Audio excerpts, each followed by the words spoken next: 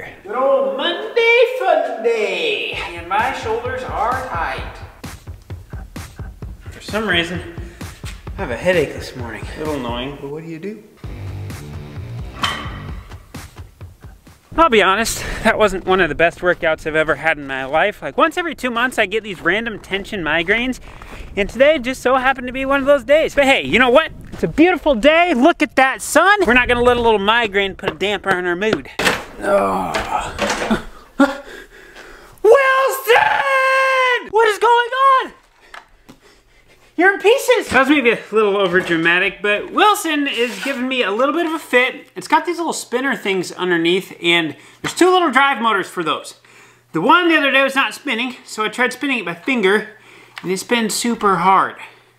So I think my motor's bad. I'm just running into one little issue. I don't know how to get this cover off to get that motor out. So far, I've removed the dustbin, the brush, both the drive wheels, the battery, the front cover, and every screw that I can find, yet I can't get the silly thing apart. I can see the motors. Who designed something like this? This is all one piece. I feel like I have to pull the motherboard off. I don't really want to do that. There's a lot of wires on this thing. They do it like this because they don't want this thing sitting on a shelf at Walmart and for someone to come in and steal their drive motor. So they make it where it takes an hour and a half to tear it apart. But the likelihood of me getting these wires back where they belong when we put it back together is very low. And I'm probably going to find a couple extra screws when I'm done. Why do they do that? I don't know how well you guys can see this, but these little wires were tucked into all these little slots, and then they snake through this little gap all the way up into here. And the other side's the same way, and I need to get this little front cover off so that way I can have access to the motherboard so I can get that pulled off. Oh, I gotta try to do this without breaking it. I know for a fact these guys are gonna be fun to put back in. Now I understand why these vacuums are so expensive, because it took them 3.5 days to put this thing together. Hey, I see them. Jeez. I did it. I had to take all of that stuff off, pull all of these wires from their original routings, take that apart, and pull all of those screws just to unplug that and take out the 3 screws that were holding these in. Engineers, gotta love them. I'm pretty sure the motor or something on this one just burned out. If I take the little thing and put it on here and try to turn it, it turns really hard. It doesn't quite sound right, but on the other one that's good, it actually turns pretty easy. Now, where do I find a replacement for this thing? All right, before I get started crunching numbers for the rest of the day, I'm going to plow the driveway quick. Gotta wait for the glow plugs here. Normally we try to put this inside, but for some reason, that didn't happen. She's cold. Okay, we're gonna let that skid loader warm up for a minute, and in the meantime, we're gonna start some lunch. That way when I come in from being all cold, I'll have nice warm food. Okay, we better move quick.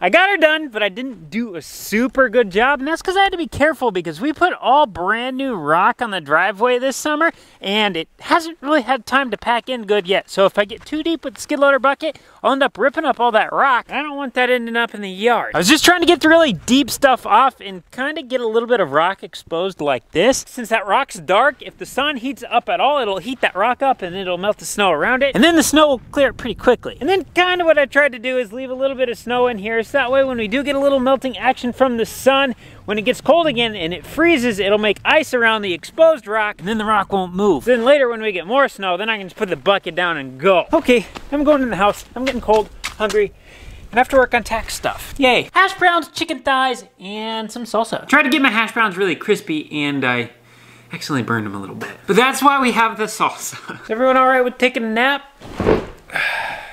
That wasn't as graceful as I thought it was gonna be. Let's get some shut up for a minute. Actually, you know what? I can't, because I need to work on tax stuff. So as we all know, the name of the game is to pay as little as taxes as possible. So I need to go through all of my personal financials for the year. You know, I need to add all my income together. I need to add all my expenses together. I have a feeling I might have some money that I need to figure out what to do with. I have an appointment with my lawyer later to go over everything. So let's try to get some stuff figured out here. There's a lot of head scratching involved, and usually what happens is I think I can do something, and then I bring it to my CPA, who is my lawyer. And he's like, you can't do that. that's probably gonna happen today. So let's sit down here, get some stuff added together. Dad's supposed to be here in about an hour and a half. We're gonna head off to the lawyer office. We'll get this stuff figured out. So we'll be back when we get that done. I was right. So as many of us know, we are going to be putting up a new bin site this coming spring. The whole project's gonna cost basically $1 million.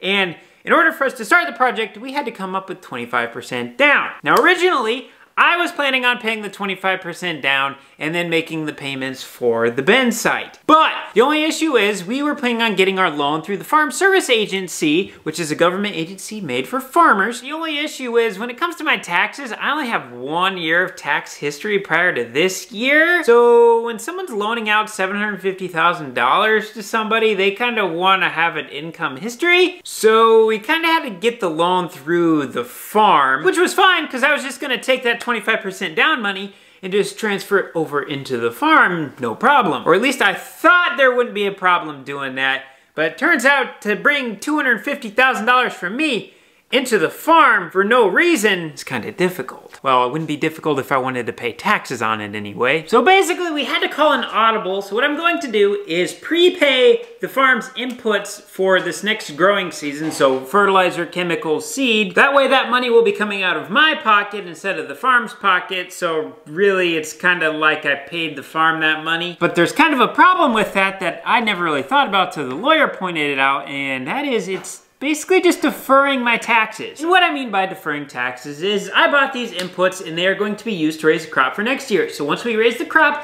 harvest it, then we sell that grain, now that money's back in my pocket again, assuming that we at least broke even, and now I have taxable income that I need to pay taxes on. So I can continue doing the same thing year after year after year, but eventually the goal is to get debt-free and to have new enough equipment where doesn't really make sense to trade anything off. At that point, that deferment's going to come to an end and I'm eventually going to have to pay taxes on that. So I'm at a little bit of a dilemma here. I need to figure out which option I want to go with. I might have to bite the bullet and pay some taxes because the issue is I don't want to run into defer, and then instead of paying, say, $25,000 a year in taxes for 4 years, at the end of 4 years, now I need to pay $100,000 in taxes. It's not that I'm paying any difference in taxes over the years, it's just one is broken down into more manageable chunks. But the good news is, I have a couple weeks to make some decisions.